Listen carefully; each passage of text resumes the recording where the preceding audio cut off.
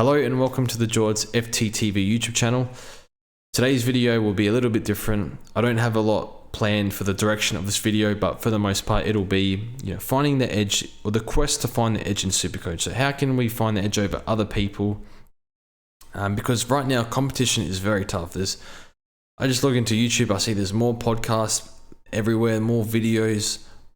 You're not just YouTube, but like audio as well. On Twitter, there's people everywhere. Everyone's an expert these days, and you can see like the quality of the player base is just improved a lot the last few years. So the game has gotten harder, and people understand the game a bit more, and there's just more content and out there to learn from, I guess. So how do we find the edge? And SuperCoach, it's a difficult game because there's no SuperCoach simulator where you can make mistakes and practice trading and whatnot. You have to you learn the hard way in this game by just playing the game during the season, and you learn it the hard way because you make some bad trades and you're punished for the whole season for it. Whereas for example, if you're kicking a footy at the park and you stuff up a few drop punts, who cares?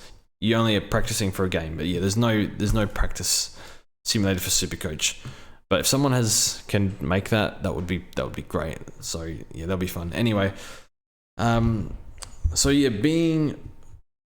the edge. There's a video from a YouTuber called Thorin. You might know him. He's an esports journalist, a little bit controversial. I sort of like, that's kind of a bit up my alley. I like Elon Musk. I love Novak Djokovic. I like these things on Twitter, and I cop a little bit of abuse for it. But that's just who I am, and I've kind of always been like that. But people that much to the beat of their own drum sort of thing. So, but this guy is very much like that. But I think he's a hard worker. He makes some good points. So he had a video called "Greatness Comes from Mastery of Fundamentals," and you think, well, who's the best player at fantasy? If you not aware of him, Moreira's Magic or Selby. He's the best player by far, and he's the one that we should all, I think, learn from the most. And I think he would be very, very fundamentally sound, because he talks about his blueprint. He has a blueprint and he follows it every year, and he basically wins. I think he's won fantasy twice, and he should have won last year. He was one trade away. He traded in Crisp over Sinclair, which cost him 50 grand.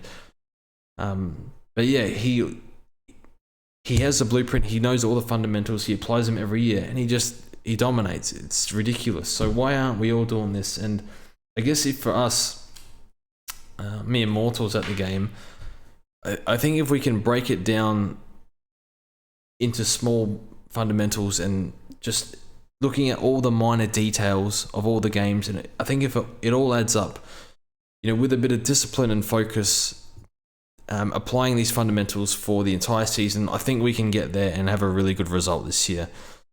So an example might be last year. I think, you could do 25, 26 really good trades. I'm not actually sure that's enough. I think you need like 28, 29, because, you could have done so much right.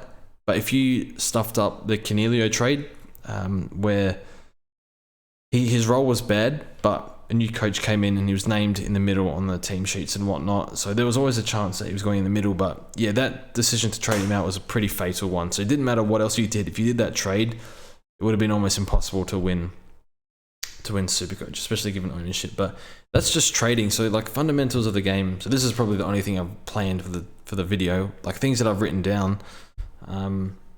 So like your trading principles, knowing when to hold, knowing when to sell. Fundamentals of the player, so the role, durability, when do you take the risk on durability, stuff like that. What sort of role do they need? Can they hold the role? And then, you got to understand, best 22s, and, how far in line are they for CBAs, and what happens if this player comes into the team?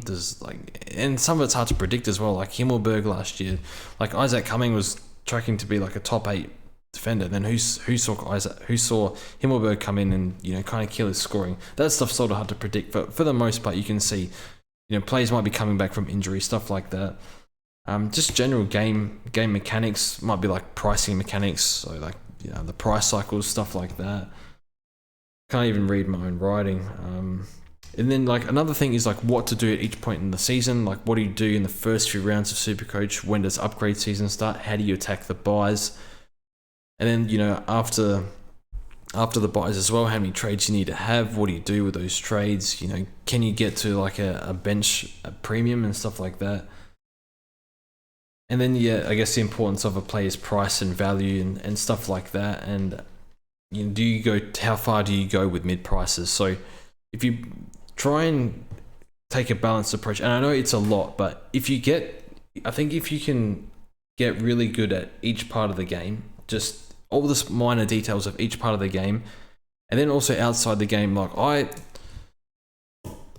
my composure during the early rounds is so bad, and it's something I need to hone in and focus on. So like I would compare it to, have you ever been 2 or 3 years old and your parents have taken you to David Jones and you've lost your parents and you're just small and everything's big and you're panicking because you lost your parents and you have no composure, you start bawling your eyes out. I have that level of composure when the season starts and I want to trade players because I'm pissed off because they're not performing from the get-go. And generally you need a good reason to get rid of a premium, and it usually has to be role related or durability related. Otherwise you back them in because you've done 3 months of research on them. But yeah, my composures are no good at all. I think I panicked on Crisp last year, and even though he didn't finish well, I shouldn't have panicked on him. So I think for me, that's a focus point for me. So it's one thing to know the fundamentals, it's another to apply them. And for me, discipline, composure early in the season, big focus for me this year. And how do you get more discipline and focus? Well, I think if your life is good outside of SuperCoach, and for me, my focus at the moment is running, so I'm pretty unfit. I have a few issues with the body at the moment, so I can't get into the gym just yet, but I'm running as much as I can. And I think that can help me with discipline and focus. Just exercise, because when you exercise, you feel a bit better. I don't need to explain that to anyone. So, yeah, more energy, more clarity in the mind. I think that will go a long way to helping me. And, you know, I think that's a given. Everyone should be doing that anyway, but maybe I'm just late to the party. Anyway, when I was much younger, I thought I was quite fit, but now I realize you start running, you realize how unfit you were. Anyway, that's enough on that. But so yeah, for me, I think it's focusing on every micro detail and being disciplined at the game. So this has been going for 7.5 minutes, so I might have not said nothing, but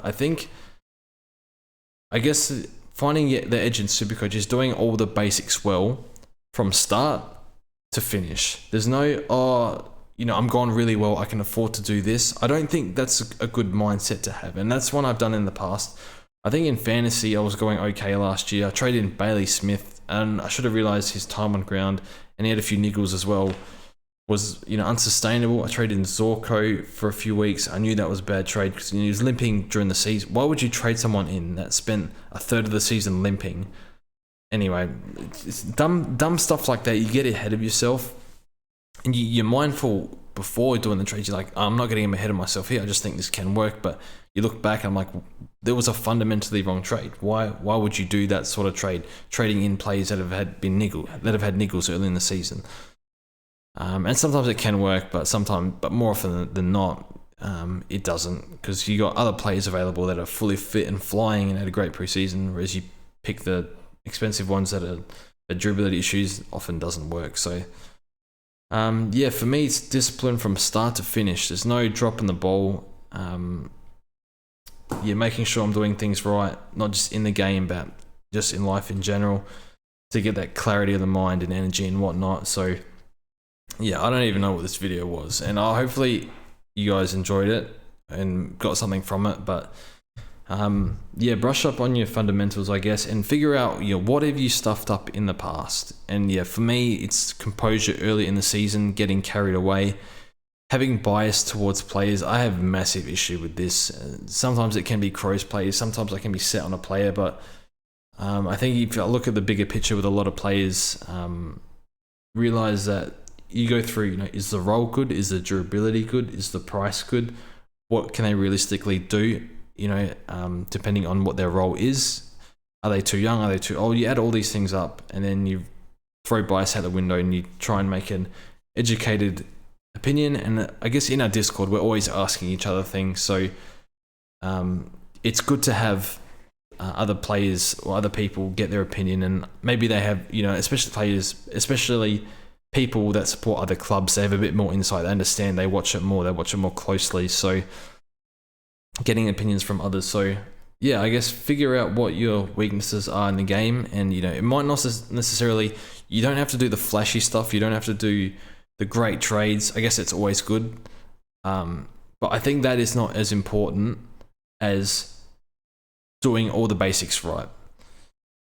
So not making really bad trades, but yeah, of course you need to have some slam dunk trades during this season, but they're hard to do. But what's easier to do with focus and game knowledge is not making the dumb trades. That can be avoided, and that can help you get that top 100 rank, I think. I think we'll leave it at that. So thanks for watching. Let me know what you think about anything SuperCoach related, what's on your mind. And yeah, I think it's good to freely think about the game. I don't think I've been looking at the camera much, have I? That's pretty bad, but maybe just listen in. Oh well, too late now. That's it from me. Thanks for watching, and we'll see you guys in the next one.